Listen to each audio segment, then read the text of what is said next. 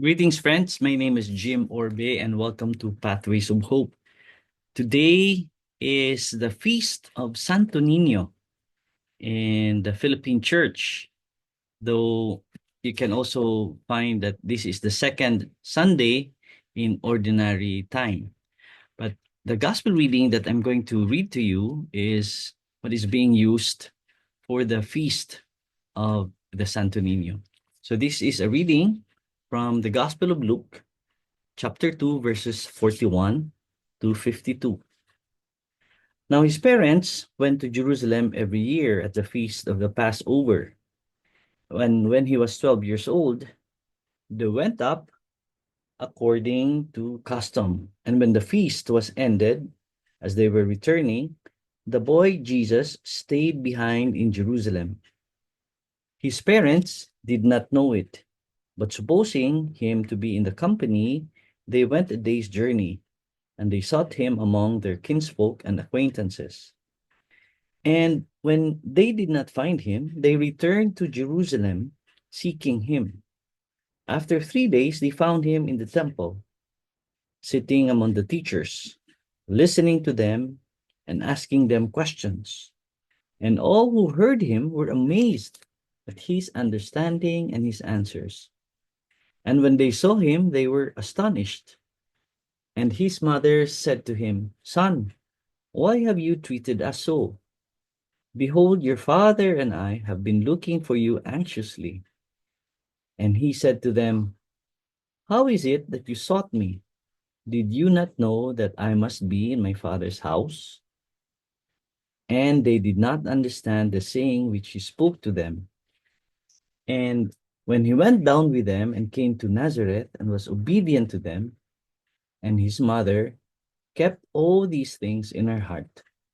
And Jesus increased in wisdom and in stature and in favor with God and man. The Gospel of the Lord. Praise to you, O Lord Jesus Christ. So, this passage recounts the only narrative from Jesus' childhood found in the Gospels, where Jesus, at 12 years old, stays behind in the temple in Jerusalem while his parents search for him anxiously. Even as a child, Jesus demonstrates an awareness of his divine mission. His response to Mary and Joseph when he said, "Did you not know that I must be in my Father's house?" indicates his consciousness of his unique relationship with God and his purpose. And the passage concludes with Jesus' returning to Nazareth and being obedient to his parents while continuing to grow in wisdom and stature. This shows his humility and respect for his earthly family, balancing his divine mission with human responsibility. And Mary and Joseph's concern when they search for Jesus reflect their love and care.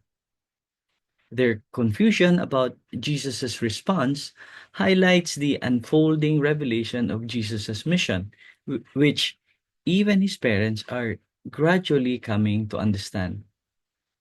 So, as the Catholic Church in the Philippines celebrates the Feast of Santo Nino, the child Jesus and the feast emphasizes the child Jesus' humility and his innocence, and it calls the faithful to reflect on several key aspects of this truth.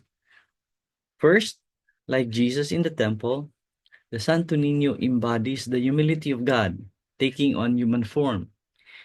His obedience to his parents, despite his divine nature, teaches us the importance of humility and respect for authority.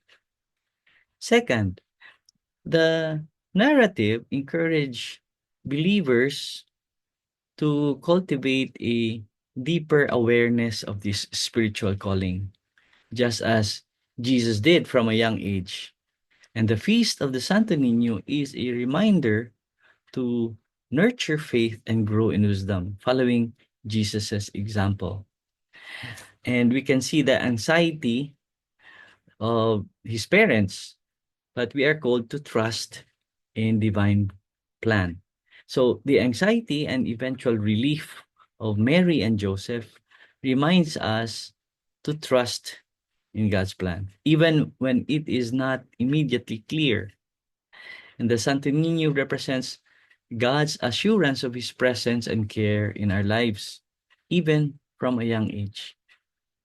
So as we read and reflect on this gospel passage, so how can embracing a childlike humility and trust in God, as exemplified by the Santo Niño, transform your faith journey? And how do you navigate it? And the balance between earthly responsibilities and your spiritual calling? And what steps can you take to grow in wisdom and obedience following Jesus' example? God bless you.